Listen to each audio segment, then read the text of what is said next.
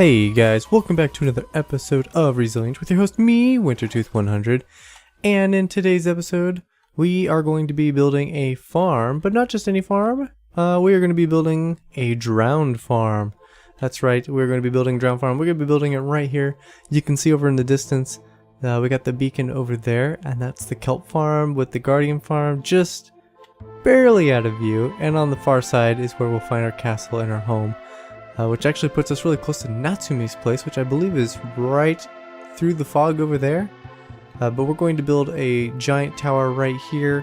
It's going to go all the way down to the bottom. And we picked a spot where if I open up my chords for you, you'll see on the Y value, it comes all the way down to 33. And we're pretty surrounded by a lot of underwaterness that's at this level. I haven't actually looked in here. Don't believe. But the reason why we're so far down is to maximize spawn rates. Oh, that's garbage. Anything in the front? I don't think so. There is no front. Okay, wait. Hold on. Is it just paper? That's just paper. It's not that it's not loading in. It's just paper. But where you pick the spot, again, because it's really low to the bottom, and so that's going to allow for more spawns, and we're going to have to build this thing way up into the sky. And we are going to utilize it's kind of similar to Tango Tex, but it's going to be slightly different. I've been working on it in a test world. It's very similar in that it's a big tube and it goes way up into the sky, but we're going to utilize 2 villagers to make this thing work, because in Resilient, we have a custom crafting recipe so we can craft villager eggs. So we are going to actually run back to the house and we'll craft them up together so you guys can see how that is done. And for anyone interested, just leave a comment down below telling me if you guys would like to have the custom crafting pack, because I can make that available for you guys so you guys can have all the same custom crafting recipes in your worlds. Anyway, let me get to the house real quick and we'll craft up these villagers. Alright, we are back now at the house. Had to pull out my skulls from my goodies chest. So in our custom crafting recipe, a single skeleton skull, 1 emerald on each corner. I'm going to double up on these because I need 2 of them. 1 diamond on the left and right side, and of course the gold. Basically, it costs a lot of money to make a single villager spawn egg. The skeleton skull is really the tough part. Even with the trident and channeling, you still have to catch a creeper, you still have to set up a trap to get them to become charge creepers and have that trap blow up the mob of your choice. And even then it's just a 1-for-1, so 1 charge creeper will equal 1 skeleton skull. And so while on one hand, it's, yeah, sure, getting the villager that way is easy. I'm hesitant with the word easy, but on the flip side, getting the skeleton skull itself is no walk in the park either. But now that we got that, we're gonna hit the open ocean. I also grabbed some sea lanterns and a box of stone bricks to help build the structure with, because I don't believe we're going to have enough prismarine to reach the height I want. I am not positive on how tall it needs to go. I just know that we need to be far enough up in the sky that not all of the ocean is loaded, but the ocean in the immediate surroundings of the tower is loaded. I don't know what height that is. I know if you go 120 or 128 blocks, one of those two, is the distance that things despawn. So I know we don't want to go 120 blocks. We'll play it on the safe side. If we are standing 120 blocks above the 30, let's make it an even 30. So if we're at 150, that might be perfect, because then everything in that sphere, I believe it is, of 120 will include a good chunk. We might want to come a little lower down, because if it's like a curved circle, like the bottom of the circle, we actually want to have a good surrounding of our ocean be loaded up.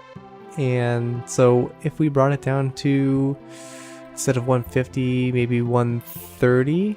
That brings us even more blocks out. I don't know, we'll play with it a little bit, but I think we're gonna shoot for 130 just to, you know, just to keep it there and see what happens. So here we go. All right, so in theory, this should work. I have created a kind of diagram, a schematic of what the whole tower is going to look like. It's going to be, the edges will be the stone bricks, and the sides will be the prismarine, and that'll go all the way up, all the way down. And I have just cleared out a space so we can work, and this is how we're going to trap our first villager. So in theory, we have soul sand underneath all of these stone bricks. And I'm hesitant to do this, so the villager has to be in water, or at least touching water, to be recognized by the drowned. So we're going to put in our first villager. Good. I thought for a moment there we crafted the really great mending guy, and I was going to be like, no! Then we should power this, and we're going to need to depower it. Place a block in and power it one more time. And that should do it. So now if we break these out and these out, you'll see our guy is just hanging out down here perfectly fine, touching the water inside of one of these blocks. The solid block on top keeps him from just zooming out of it and being carried away with the rest of it. But for the moment, I'm actually going to keep this covered up because we do not want that soul sand to be whooshing us away while we're trying to work. So now that he's in position and in theory completely ready to go, I'm going to build the tower all the way up, and we're going to build the top side of it, and well, we'll see if we can do it. Alright, and for the sake of total transparency so you guys can see what's going on, we are now way up at the top. You'll see with our F3 we are at technically 136 because I pillared up a little bit.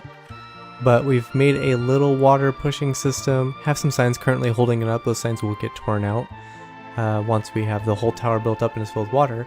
But we're going to place in our second villager. And so first things first, we need to put in some water. Then we need to stick him in. He is in danger of possibly being attacked. I think we might throw in a trapdoor on the underside of this block to help protect him. But the ones with tridents will actually throw tridents at him. So we'll have to add a trapdoor, I think, to help deflect those. But we should be able to power this. Break it out.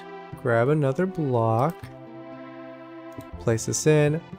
Power that one. And now he should be nice and stuck in there. And the reason why we have to power it is because he is bobbing up and down. Oh, see? There he is. We might still have... Let's just put in another block just to be safe. Because we don't want him escaping. That should hold him in. And hopefully that might even keep him safe. Possibly. It'll be close. It will definitely be close. We're just going to cap the rest of this and put some slabs on top, and we're going to call that good. And it may need some tinkering with to ensure that it's truly working and that it's going to attract those guys and maybe save him. Again, we're going to put a trapdoor on the bottom of that thing.